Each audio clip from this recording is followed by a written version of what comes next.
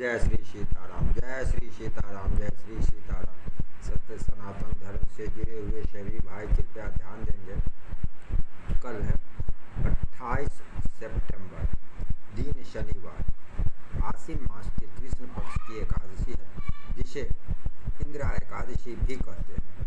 धर्मराज युधिष्ठिर से भगवान श्री कृष्ण की जो बातचीत हुई है, इस एकादशी के संदर्भ में यह कथा इस प्रकार है। धर्मराज युधिष्ठिर कहने लगे, हे भगवान, आश्विन कृष्ण पक्ष की एकादशी का क्या नाम है, इसकी विधि और इसका फल क्या है, सो आप कृपा करके कहिए। भगवान श्री कृष्ण कहने लगे, इस एकादशी का नाम इंदिरा एकादशी है। यह एकादशी हमारे सभी पापों को नष्ट करने वाली और पितरों को अधोगति से मुक्ति देने वाली है। हे राजन, ध्यानपूर्वक इसकी कथा को सुनो। इसके सुनने मात्र से ही वाजपेय यज्ञ का फल प्राप्त होता है।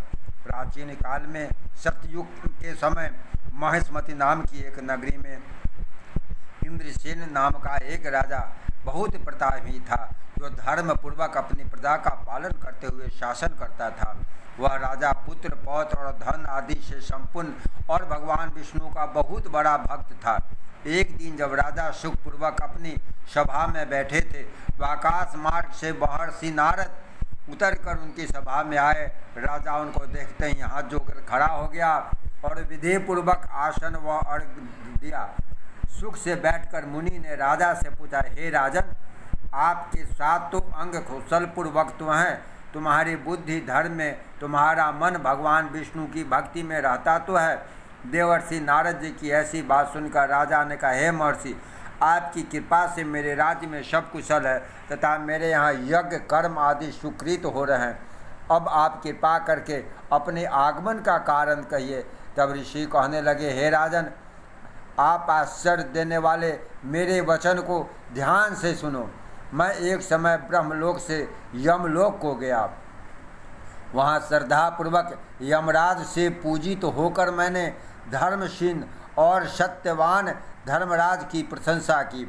उसी समय यमराज की सभा में महान ज्ञानी और धर्मात्मा तुम्हारे पिताजी को एकादशी का व्रत भंग होने के कारण देखा। उन्होंने संदेश दिया है, सो मैं तुमसे कहता हूँ। उन्होंने कहा, पूर्व जन्म में कोई विघ्न हो जाने के कारण मैं यमराज के निकट रह रहा हूँ। स्वहे पुत्र, यदि तुम आश्विन कृष्ण इंदिरा एकादशी का व्रत मेरे निमित्त करो तो मुझे स्वर्ग को प्राप्त हो सकता है। तब राजा कहने लगे, हे महर्षि, आप इस व्रत की विधि मुझसे कहिए। नारद जी कहने लगे, हे राजन, आश्विन माह के कृष्ण पक्ष की दशमी के दिन प्रातःकाल श्रद्धापूर्वक स्नान आदि से निवृत्त होकर पुनः दोपहर को भी नदी में जाकर स्नान करें। फिर श्रद्धापूर्वक पितरों का श्राद्ध करें। एक बार भोजन करें, भूमि में शयन करें। प्रातःकाल होने पर एकादशी के दिन दातून आदि करके स्नान करें। फिर व्रत के नियमों को भक्तिपूर्वक ग्रहण करता हुआ प्रतिज्ञा करें, आज मैं संपूर्ण भोगों को त्याग कर निराहार एकादशी का व्रत करूँगा। हे अच्युत, हे पुंडरीकाक्ष, मैं आपकी शरण हूँ, आप मेरी रक्षा कीजिए। इस प्रकार नियम पूर्वक शालिग्राम भगवान की मूर्ति के आगे विधि पूर्वक श्राद्ध करके योग्य ब्राह्मणों को फलाहार का भोजन कराएं, दक्षिणा दें। पितरों के श्राद्ध से जो बच जाए उसको सूंघकर गौ को दें तथा धूप दीप गंध पुष्प नैवेद्य आदि सब सामग्री से भगवान ऋषिकेश का पूजन करें। रात में भगवान के निकट जागरण करें। उसके पश्चात एकादशी के दिन प्रातःकाल होने पर भगवान का पूजन करके ब्राह्मणों को भोजन कराएं। भाई बंधु स्त्री और पुत्र सहित आप भी मौन होकर भोजन करें। नारद जी कहने लगे, हे राजन, इस विधि से यदि तुम आलस्य रहित होकर एकादशी के व्रत को करोगे तो तुम्हारे पिता अवश्य ही स्वर्ग लोक को जाएंगे। इस प्रकार उपदेश देकर नारद जी तो अंतर्ध्यान हो गए। नारद जी के कथनानुसार राजा द्वारा अपने भाई बंधुओं तथा दासों सहित व्रत करने से आकाश से फूल की वर्षा हुई और उस राजा का पिता गरुड़ पर चढ़कर विष्णु लोक को गया।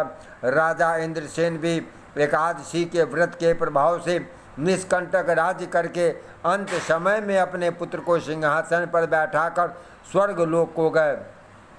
हे युधिष्ठिर, यह इंदिरा एकादशी के व्रत का महत्व मैंने तुमसे कहा। इसके पढ़ने या सुनने से मनुष्य सब पापों से छूट जाते हैं और सब प्रकार के भोगों को भोगकर वैकुंठ को प्राप्त होते हैं। प्रेम से बोलिए एकादशी महात्म्य की जय। जय श्री राम, जय श्री राम, जय जय जय श्री सीताराम। श्री एकादशी महात्म्य की जय। श्री राधा कृष्ण की जय। गौ माता की जय। जय जय जय श्री सीताराम।